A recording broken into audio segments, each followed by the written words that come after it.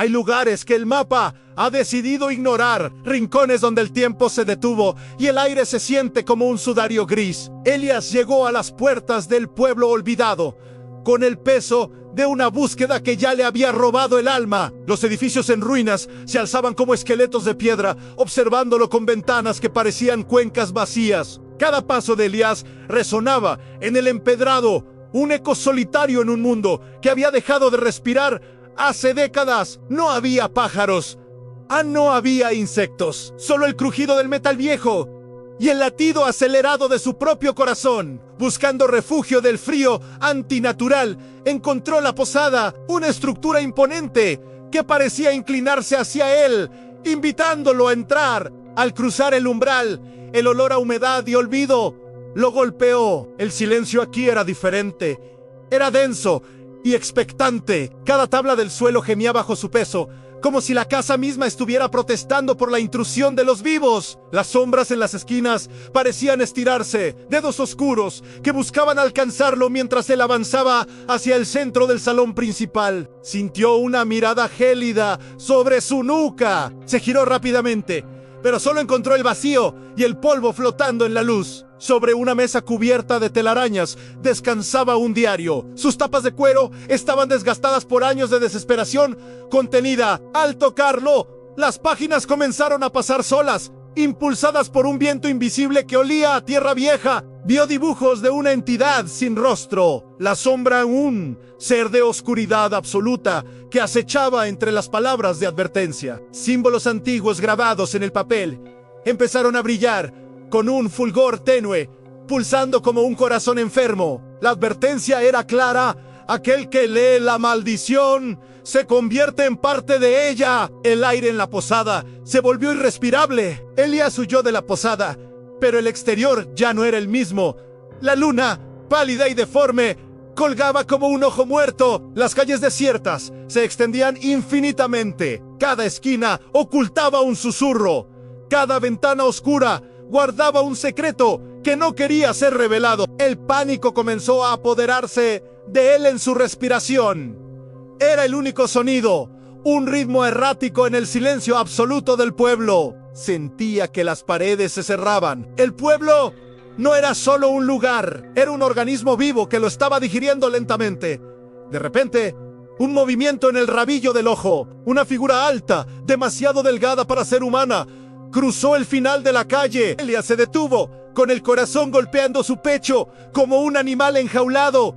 En la sombra no caminaba, se deslizaba entre las dimensiones. Cada sombra proyectada por los restos del pueblo parecía cobrar vida propia, extendiéndose para tocar sus talones. Miró su propio reflejo en un escaparate roto. Por un segundo, no vio su rostro, sino la máscara vacía de la entidad. El cristal estalló sin previo aviso. La sombra estaba allí, reflejada en cada fragmento de vidrio esparcido por el suelo. Corrió sin rumbo, sus pulmones quemaban a través de las ventanas oscuras. Podía ver manos largas y pálidas golpeando el vidrio desde adentro. La velocidad del ser era antinatural. Aparecía y desaparecía, un parpadeo de oscuridad pura que se acercaba con cada latido. El aire se volvió helado. Su aliento formaba nubes espesas que parecían quedarse suspendidas, como si el tiempo mismo se estuviera congelando. No había salida. El pueblo era un laberinto diseñado para desgastar su voluntad antes del acto final. Una presencia masiva se alzaba detrás de él. No se atrevió a mirar, pero la sombra que se proyectaba sobre el suelo era gigantesca. En la distancia, las puertas de una antigua iglesia gótica se abrieron pesadamente, ofreciendo un refugio que olía a incienso y muerte. Elías entró, tropezando. El interior de la iglesia era vasto, lleno de bancos vacíos y un silencio que pesaba más que la oscuridad, sin que nadie las tocara. Cientos de velas comenzaron a encenderse, pero sus llamas eran de un azul eléctrico y gélido. Las gárgolas talladas en los pilares parecían girar sus cabezas de piedra, siguiendo sus movimientos con ojos que no veían. Se arrodilló ante el altar, buscando una paz que Blackwood no permitía. Los susurros empezaron de nuevo, más fuertes, más claros. No eran voces humanas, eran lamentos de almas atrapadas en los cimientos del pueblo. advirtiéndole que ya era demasiado tarde. Vio las grietas en el suelo. De ellas comenzó a brotar un líquido negro y denso, una mancha que consumía la luz a su paso. Elías intentó gritar, pero su voz se extinguió en su garganta. Estaba atrapado en una pesadilla donde el sonido no tenía poder. La sustancia negra trepó por las paredes, cubriendo los iconos sagrados y convirtiendo el santuario en una tumba de sombra. Desde lo alto de la cúpula, la sombra descendió, desplegando sus dedos largos y afilados como agujas de medianoche. Elías se puso de pie, sus piernas temblando. Tenía que correr, aunque ya no supiera hacia dónde se dirigía. Las puertas se cerraron de golpe con un estruendo que sacudió los cimientos de la tierra.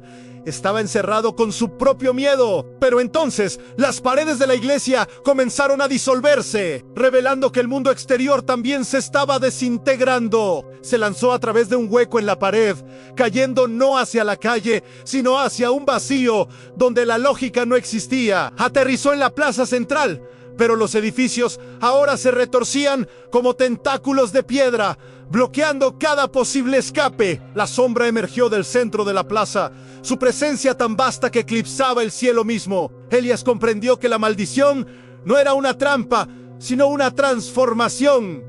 Él era el siguiente eslabón del horror. El suelo bajo sus pies comenzó a desvanecerse. El pueblo de Blackwood se hundía en un abismo de recuerdos olvidados. La sombra extendió su mano y Elías, ya sin miedo, aceptó el toque de la oscuridad eterna. Todo se volvió silencio. Todo se volvió sombra. Blackwood había encontrado a su nuevo guardián. Si alguna vez ves la niebla gris acercándose a tu puerta, no corras. Ella ya te ha elegido.